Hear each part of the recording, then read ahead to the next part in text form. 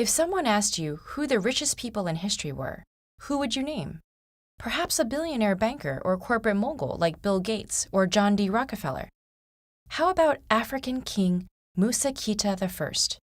Ruling the Mali Empire in the 14th century CE, Mansa Musa, or the King of Kings, amassed a fortune that possibly made him one of the wealthiest people who ever lived.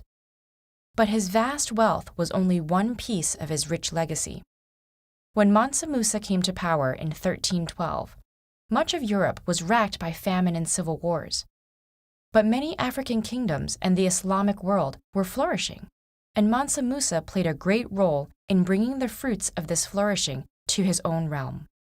By strategically annexing the city of Timbuktu and re-establishing power over the city of Gal, he gained control over important trade routes between the Mediterranean and the West African coast, continuing a period of expansion which dramatically increased Mali's size.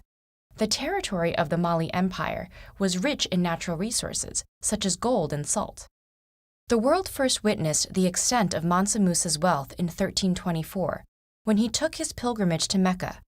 Not one to travel on a budget, he brought a caravan stretching as far as the eye could see. Accounts of this journey are mostly based on an oral testimony and differing written records, so it's difficult to determine the exact details. But what most agree on is the extravagant scale of the excursion.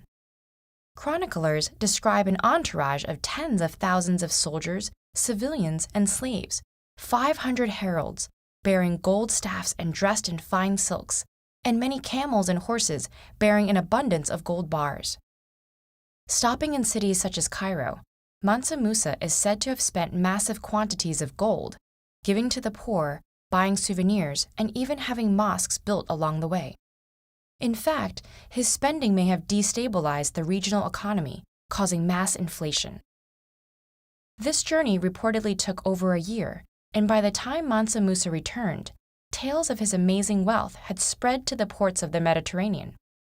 Mali and its king were elevated to near legendary status, cemented by their inclusion on the 1375 Catalan Atlas. One of the most important world maps of medieval Europe, it depicted the king holding a scepter and a gleaming gold nugget. Mansa Musa had literally put his empire and himself on the map. But material riches weren't the king's only concern.